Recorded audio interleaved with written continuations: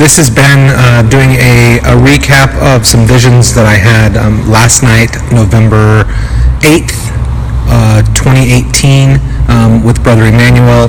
We spent some time together and in fellowship and some conversation and some teaching. And at one point, Brother Emmanuel asked me to either pray or stop and close my eyes, see if I had a vision. And I shared with him a vision. So I had a vision then, and I shared with him a vision that I had earlier in our time together. The first vision that I saw that I thought was important to share was dew, fresh dew on like a grass, the morning dew, basically. And then the vision that I had when he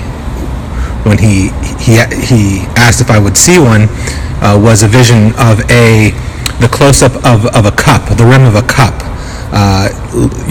the kind of cup that you would associate with, that they would use in Bible times to drink wine out of. And I saw up close this kind of ridge and this roundness of this kind of plain-looking, ordinary cup, but something that would be used to drink wine out of. And then in the vision, I saw that cup being turned on its side, almost to be used as a wheel, or as two wheels. It was just the cup. It was turned on its side, almost as if it would push or pull something, or I thought of a wheel, basically. So from that point, Brother Emmanuel shared a lot of things. We had a really powerful conversation along spiritual lines, and so I'll do my best to try to give some of my own insight and recap of it. But it was multi-layered, and again, it was very spiritual in nature.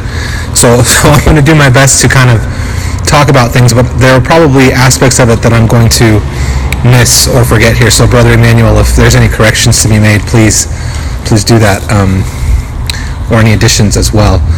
But we were talking about the two visions together, pointing to three separate items. The morning dew being like a representation of the manna from heaven, the bread of life, and bread in general.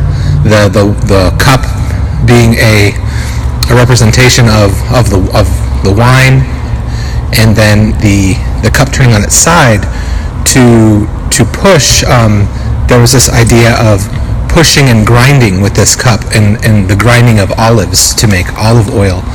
And we went on to speak about these three items: bread, wine, and oil, and again, so many different layers, spiritually speaking, and even before the spiritual nature of things, the bread and the wine and the oil in their preparation, like how do these things come about?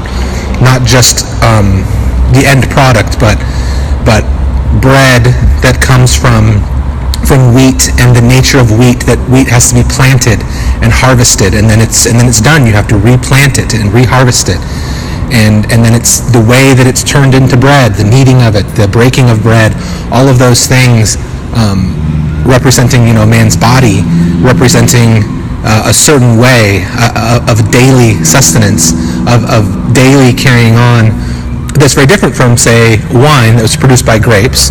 And a grapevine does not have to be replanted. It produces grapes in season, but the vine itself, has certain characteristics, of a vine. It doesn't always create its own structure. It often likes to climb or crawl on various objects. It has to be kind of looked after and cared for in a specific way. And then the grapes themselves have to be crushed. They have to be underfoot, crushed and stomped to get the grape juice out. And then the third thing, the olive oil, an olive tree being, again, different from wheat and different from a grapevine. The olive tree, once planted, will grow and stand on its own.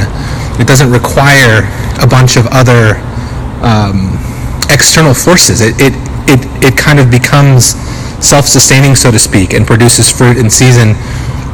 And then the preparation of this olive oil is very is done again differently than the bread and the wine.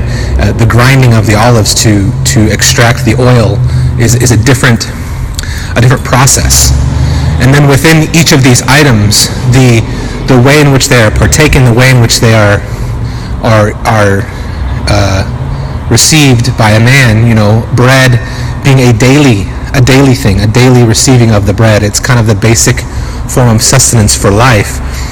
Wine would be more of a celebratory item, a celebratory thing, like at a wedding feast. You don't and brings joy. And again, back to the bread. So bread provides sustenance for the body. Bread takes care of the physical nature. And so it's daily taken. Wine, kind of uplifts the soul. It has this, in a celebratory manner. It encourages and brings a certain air of things. It's not common. You shouldn't be drinking wine in that way every day. That's not the way it's done. If you're thinking of a biblical context. And then the oil representing the spiritual nature of things and the spiritual an anointing, and the anointing of oil or the application of oil is done in a specific way. It's not consumed like bread or like wine, but it is rubbed into the skin. It is rubbed on perhaps daily, but in a different fashion, in a different way. It's not the celebratory nature of the wine. It's not a daily consumption in the same way of the bread as to, but it has a different nature to it. And we were talking about a lot of these things and their layers and how they relate in many ways to the spiritual parts of a man. Not simply, they are, and they talk about, there's a representation of the body and the soul and the spirit, but then within the spirit there are parts and there are attributes that need to be fed, that need to be taken care of, and they're done in different ways and in different timing and in a different application. And so those three pieces illustrate a deeper part of a man's spirit and the care of a man's spirit. And the oil and the rubbing of the oil and the way that it's taken in this in a more of a restful place, more of the oil is given, whereas the bread is kind of taken, and the wine is in a different situation too. This is the part where it's hard for me to kind of explain a lot of the depth that we were talking about, but the nature of our conversation itself was very spiritual nature, but also very simple. It was basic things that we were talking about, and yet the implications and the depth there was just massive. And so I'm not sure where else to go with from there.